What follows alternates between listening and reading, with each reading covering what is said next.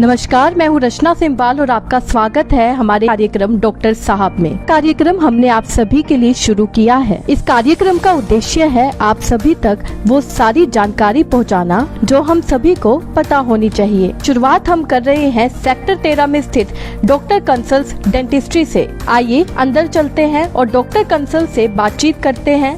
दांतों से संबंधित जितनी भी बीमारियां हैं उनके बारे में जानते हैं और जानते हैं कि कैसे हम अपना बचाव कर सकते हैं इन बीमारियों से।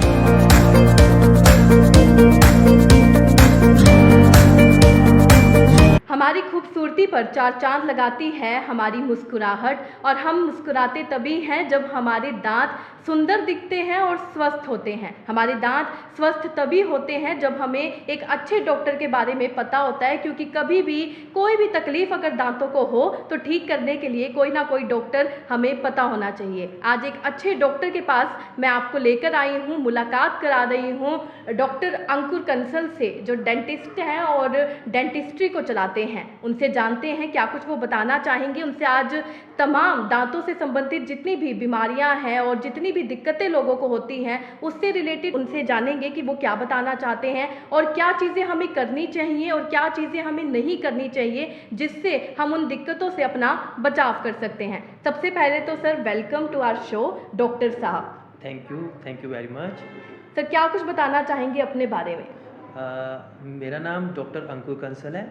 I am basically dentist and orthodontist. मतलब हम बच्चों के दांतों पे ब्रेसेस, जो तारों वाला काम है, वो हम लोग करते हैं। सर ब्रेसिस की आपने बात करी तो ब्रेसिस से स्टार्ट करते हैं कि ब्रेसिस के बारे में आप क्या कुछ बताना चाहेंगे?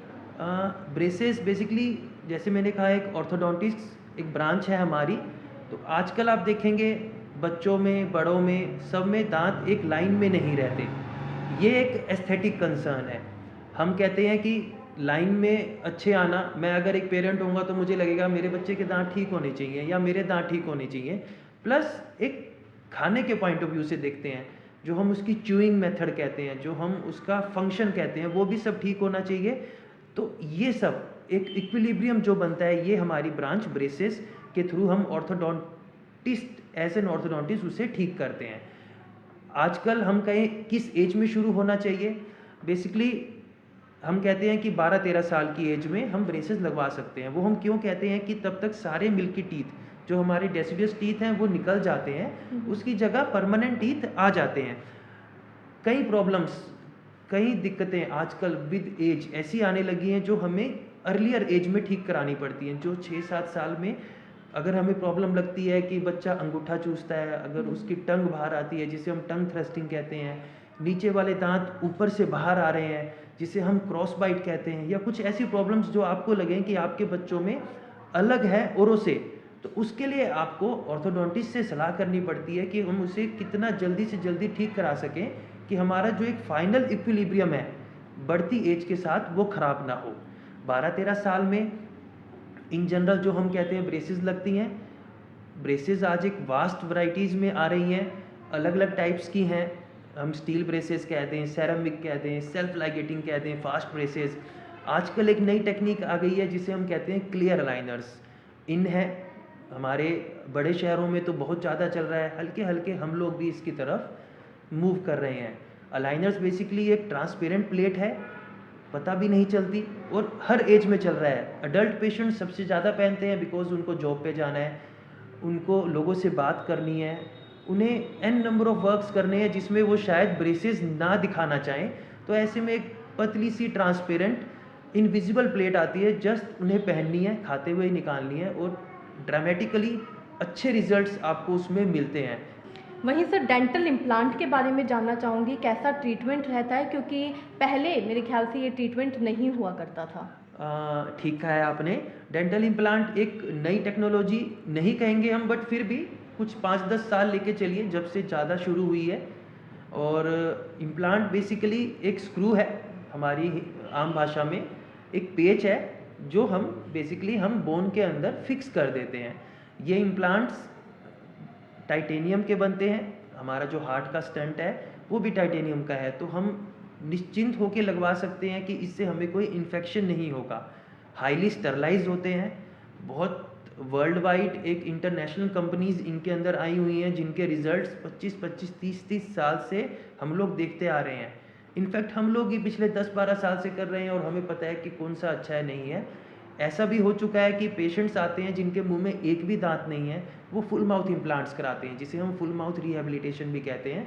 और आप ये लेके चलिए कि no teeth to fix teeth, मतलब एक भी इम्प्लांट नहीं था, खाने में दिक्कत हो रही थी, से हम ऐसे दांत भी लगवा सकते हैं जो बिल्कुल फिक्स हैं, आपको निकालना नहीं है। आप असली दांतों की तरह उनसे खाइए, असली दांतों की तरह ब्रश कीजिए। किसी सामने वाले को मत बताइए कि आपके मुंह में कुछ है, वो अब बता भी नहीं पाएगा। मैं और आप बैठे हैं, आप बता नहीं पाओगे कि मेरे दांत इम्प्लांट्स हैं। आजकल इतनी लेटेस्ट टेक्नोलॉजी आ चुकी है। सर किन चीज़ों का ध्यान रखना पड़ता है डेंटल इम्प्लांट के बाद? कुछ भी नहीं, अगर आप इम्प्लांट करा रहे हैं तो आपको कुछ ध्यान नहीं करना, असली दांतों की तरह कीजिए। हाँ, जब हम इम्प्लांट प्लेस करते हैं तो हम कुछ टेस्ट कराते हैं, ब्लड टेस्ट, और कुछ एक ऐसी चीज़ें हैं जिनमें हम इम्प्लांट्स खुद से ही नहीं लगाएंगे। और अगर हम लगा रहे हैं तो हम आपको बताएंगे कि आपको क्या ध्यान रखना है। ब्रशिंग अच्छे से करनी है, साफ़ सफाई करनी है, वो तो हमें वैसे भी करनी है, तो उसमें कोई इशू है ही नहीं। असली दांतों की तरह चलाइए, उसमें ऐसा कुछ भी नहीं है कि आपको फील हो कि मेरे मुंह में कुछ है। वो एक ओरिजिनल नेचुरल टूथ है। एक और सवाल सर सेंसिटिविटी को लेकर पूछोगी, क्योंकि सेंसिटिविटी प्रॉब्लम जो है काफ़ी ज़्यादा बढ़ गई है। विद टाइम सेंसिटिव प्रॉब्लम्स बढ़ी हैं, बिकॉज दांत घिसने लगे हैं, दांत खराब हो रहे हैं। हम लोगों का जो खाने का कल्चर है, हम जो खा रहे हैं, उन सब से कुछ ना कुछ कहेंगे कहीं ना कहीं दांतों पे अफेक्ट है। सेंसिटिविटी होती है बेसिकली, या तो आपकी दांत की टॉप लेयर जो इनेमल है वो घिसने लगी है, या दांतों में कहीं कीड़ा लगने लगा है। तो बेसिकली आप जब डेंटिस्ट से चेक कराएंगे, हमारे पास आएंगे, हम आपको ये बताएंगे कि इसका रूट कॉज क्या है, और उस रूट कॉज के अकॉर्डिंग पेस्ट आने लगे हैं, उस रूट कॉज के अकॉर्डिंग फीलिंग्स आने लगी हैं, वो सब कुछ होने लगा है। हाँ, कंपनीज हैं वो अपने अकॉर्डिंग पेस्ट निकालती जी। हैं, बट हम एडवाइस करेंगे पहले डेंटिस्ट से सलाह लें कौन सा पेस्ट आपको सूट करता है। सर एक और सवाल पूछना चाहूँगी केपिंग को लेकर, क्योंकि लोगों को ये रहता है कि केपिंग करने का कोई फ़ायदा नहीं है, करवाने का फ़ायदा नहीं है, क्योंकि रिमूव हो जाती है। उसको लेकर क्या बोलना चाहेंगे? अगर बेकार कैपिंग होगी तो ज़रूर रिमूव होगी, और रिमूव होने का कंसेप्ट ये भी है कि नंबर 1, अगर कैप अच्छी नहीं है तो निकलेगी डेफिनेटली, प्लस अगर टूथ का साइज़ कम है तो भी उसको निकलने के चांसेस रहते हैं, बिकॉज कैप को हमने सीमेंट से फिक्स किया होता है। जी। एक अलग काइंड के सीमेंट्स आते हैं माउथ पे लगाने वाले, जिससे हम फिक्स करते हैं। कैपिंग लोग नहीं कराते ऐसा नहीं है, आजकल लोग टूथ ही रिमूव नहीं कराते, वो आरसीटी कराएंगे, दांत को सेव कराएंगे, उसके बाद कैप कराएंगे। और ये लेके चलिए, कैप से हम दांत को बचा भी रहे हैं, एक वो ओरिजिनल टूथ की तरह जा रहा है। बिकॉज अगर टूथ निकल गया तो एक इम्प्लांट ही ऑप्शन रह गई या डेंचर ऑप्शन रह गई, तो वो हर कोई लगवाना नहीं चाहता, वो एक एंड ट्रीटमेंट हो गया आज के टाइम में। तो कैपिंग अच्छी लगी है, अच्छे डेंटिस्ट से लगी है, अच्छे वे में लगी है, एक अच्छी कैप लगी है। अच्छी कैप हम किसी भी वे में कह सकते हैं कि भाई उसको रेट वाइज भी अच्छा ले लीजिए, उसके मटेरियल वाइज भी अच्छा ले लीजिए, और उसके टूथ की क्या कंडीशन है उसके हिसाब से हम कहेंगे 1000 में से एक कैप निकल रही है तो वो एक नॉर्मल है। हम एज ए डेंटिस्ट कहते हैं कि आपकी निकलती है तो आ जाइए, बट ऐसा नहीं है कि हर दूसरे पेशेंट की निकल रही है, ऐसा नहीं होता। बदलते लाइफस्टाइल के साथ हमारा खान पीन बदला है, तो ऐसी क्या चीज़ें हैं जो हमें करनी चाहिए जिससे जो हमारे दांत है वो स्वस्थ रहेंगे, और ऐसी क्या चीज़ें हैं जो हमें नहीं करनी चाहिए जिससे बचाव हो सके? देखिए, विद टाइम हमारा खान पान चेंज हो गया है। जो हम ये बाहर जंक फूड खा रहे हैं, पेप्सी, कोला, जो भी हम कोल्ड ड्रिंक्स पी रहे हैं, इनमें बेसिकली एसिड निकलता है। हम कहते हैं कोल्ड ड्रिंक हम ज़्यादा पीते हैं तो वो एक फिज़ निकलती है, वो बेसिकली एक एसिड है जो दांतों की टॉप लेयर को घिसा रहा है। हम जंक फूड खा रहे हैं, उनमें बहुत सारी चीज़ें ऐसी हैं जो हमारी हेल्थ के लिए ख़राब है, हमारे गम्स के लिए ख़राब है। तो हम ये नहीं कहते कि सब कुछ बंद कर दीजिए, वो प्रैक्टिकली पॉसिबल नहीं है। हाँ, कम कर सकते हैं, हम फ्रेश फ्रूट को अपनी डाइट में ला सकते हैं। वेजिटेरियन डाइट, हार्ड डाइट, मतलब हम सॉफ्ट डाइट से चेंज होकर थोड़ा हार्ड पे आएँ। लाइक हम फ्रूट्स खा रहे हैं तो उससे टीथ में मूवमेंट्स हो रही हैं, गम्स क्लीन हो रहे हैं। हम अपना सैलेड्स खा रहे हैं, तो ये सब एक डाइट, एक ऐसी डाइट है जो गम्स के लिए, हमारी हेल्थ के लिए अच्छे है। हमें जंक फूड कम करना है, हमें ब्रशिंग अच्छी करनी है, ट्वाइस ब्रशिंग करनी है, पेस्ट यूज़ करना है, माउथ वॉश करना है, जिससे हम अपने गम्स को, अपने टीथ को लॉन्ग टाइम के लिए बचा सकते हैं। Sir, smoking injurious to health तो होती है, लेकिन कैसे हमारे दांतों को इफ़ेक्ट करती है? स्मोकिंग इंजीरियस टू हेल्थ सबसे बड़ा एक रीज़न, आजकल आप सिगरेट्स के पैकेट पे भी देखेंगे, एक बहुत अच्छा गवर्नमेंट ने एक ऐसा पिक्चर दी हुई है कि उसको देख के शायद आप छोड़ें, राइट। क्योंकि वो एक कैंसर करता है, वो करता है, बिकॉज स्मोकिंग एक कैंसर का सबसे बड़ा रीज़न है। टीथ के गम्स के हिसाब से देखें तो जब हम स्मोक करते हैं तो उसमें से कुछ ऐसे पार्टिकल्स निकलते हैं जो हमारे टीथ की टॉप लेयर को ख़राब करते हैं, प्लस जो हमारे गम्स हैं उनको रिसीड, उनको बैठना शुरू कर देते हैं, हमारे गम्स वीक हो जाएंगे और उसी हिसाब से वो आगे आगे हमारे पेरिडोन्शियम को, हमारे गम्स की कंडीशन को ख़राब करेंगे। तो स्मोकिंग, माउथ अल्सर आपने सुना होगा, स्मोकिंग की वजह से होता है। माउथ कैंसर आजकल बहुत कॉमन हो गया है, वो एक सबसे बड़ा रीज़न उसका स्मोकिंग है। स्मोकर्स कहीं ना कहीं माउथ कैंसर्स की तरफ जा सकते हैं, तो इसलिए हम मना करते हैं कि स्मोकिंग जितना जल्दी हो छोड़ें। सर, अब बात करते हैं मिथ और रियलिटी के बारे में, क्योंकि कोई भी डिसीज़ है उसका कुछ ना कुछ मिथ रहता ही है। तो अगर हम दांतों की बात करें तो जब भी 6 महीने का जो बच्चा होता है उसके बाद जब उनके दांत निकलने लगते हैं, पेरेंट्स तो हमेशा ये बात कहते हैं कि इसके दांत निकल रहे हैं, इसके लिए इस वजह से इसका पेट खराब हो रहा है, पेट में दर्द हो रहा है, या फिर और भी कई चीज़ें जो हैं बोलते हैं कि ये डिसीज़ इसको इस वजह से हो रही है क्योंकि दांत निकल रहे हैं। तो उस पर आप क्या कहना चाहेंगे?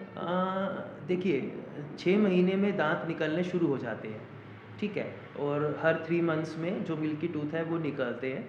जब भी कोई नया टूथ आ रहा है, बिकॉज वो गम्स में से, मसूड़ों में से बाहर आ रहा है, तो कहीं ना कहीं बच्चे को पेन होता है, इसलिए पेरेंट्स ये कह देते हैं कि इसको पेट में दर्द हो रहा है, वो हो रहा है। बेसिकली हो सकता है कि उसकी वजह से कुछ हद तक हो, बट उसका एक कोई डायरेक्ट रिलेशन नहीं है ना। और जब भी दांत आएंगे, आप अगर बड़े हैं, आपको भी लगता है कि आपका विजडम टूथ आ रहा है, जो हम अक्ल जाड़ कहते हैं, तो भी हमें पेन होता है। तो ये पेन इसलिए है क्योंकि वो गम्स में से बाहर आने का ट्राई कर रहा है। ऐसा कोई कि पेट में दर्द होना या कोई अलग से प्रॉब्लम होना शरीर में, वो दांतों से कोई भी लिंक ऐसा नहीं है। हाँ, जब से दांत आ रहे हैं उसी टाइम से आपको ब्रश करना शुरू करना है।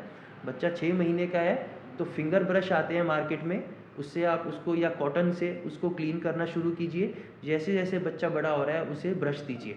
ऐसा बहुत देखा गया है कि 3-4 ईयर्स तक तो पेरेंट्स ब्रश ही नहीं देते बच्चे को, कि बहुत छोटा है, ये ब्रश नहीं कर पाएगा। तो आपको उस पर मेहनत करनी है, आपको ब्रश कराना है।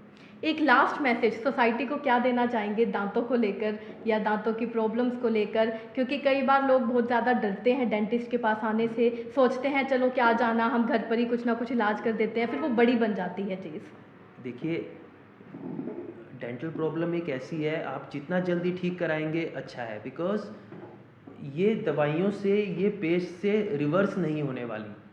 हम कहते हैं हमें बुखार हुआ, हमने दवाइयाँ ली 5 दिन की, हमारा एंटीबायोटिक का जो भी कोर्स था उसके बाद आप ठीक हो गए, बट इसमें ऐसा नहीं है। कई पेशेंट्स आते हैं गांव की तरफ से या कहीं से भी, कहते हैं डॉक्टर साहब डोज दे दो ठीक हो जाएगा, बट अगर कैविटी स्टार्ट हो गई, अगर आपको पेन स्टार्ट हो गया है तो वो वापस नहीं जाएगा। उसका ट्रीटमेंट ही सबसे ज़्यादा ज़रूरी है। हाँ, जितना आप जल्दी कराएंगे उतना कम ट्रीटमेंट होगा, जितना आप लेट जाएंगे उतना ट्रीटमेंट बढ़ता जाएगा। और हमें ये भी लगता है कि जब तक चलता है चलने दीजिए, देखी जाएगी, दांत ही तो है, ऐसा नहीं है। खाना खा रहे हैं तो सारा शरीर हमारे टीथ से रिलेटेड है। हम अगर च्यू करके खा रहे हैं, सब कुछ खा रहे हैं, तभी हमारी हेल्थ सही है, नहीं तो ये प्रॉब्लम्स बढ़ती जाएंगी। जब भी दिक्कत हो डेंटिस्ट से एडवाइस ज़रूर लीजिए, देखिए अच्छा ट्रीटमेंट मिलता है लीजिए, थोड़ा सा पैसों के पीछे मत जाइए कि सस्ता ट्रीटमेंट जहाँ मिलता है वहाँ जाएं। अच्छा डॉक्टर हो, अच्छा ट्रीटमेंट हो, कराइए, तभी सब अच्छा रहेगा। Thank you so much doctor for your time. तो आपने देखा, हमने आज डॉक्टर अंकुर कंसल से बातचीत करी और काफ़ी सारी चीज़ों के बारे में जाना। दांतों से रिलेटेड अगर बात की जाए तो हम बात करें सेंसिटिविटी प्रॉब्लम्स की, और भी कई सारी चीज़ों को लेकर, ब्रेसिस को लेकर और भी कई सारी चीज़ों को लेकर हमने बातचीत करी है। नई जानकारियाँ जो है हमें मिली हैं, और आप लोगों से भी यही अपील करना चाहेंगे कि दांतों को लेकर अगर आपको कोई भी दिक्कत है तो अपने डेंटिस्ट के पास जाएँ। ये मत सोचें कि घर पर ही कोई इलाज कर देते हैं और ठीक हो जाएगा। क्या कुछ कहना चाहेंगे कमेंट में लिखकर ज़रूर बताइएगा। आप देख रहे थे डॉक्टर साहब, मैं रचना सेमवाल, धन्यवाद।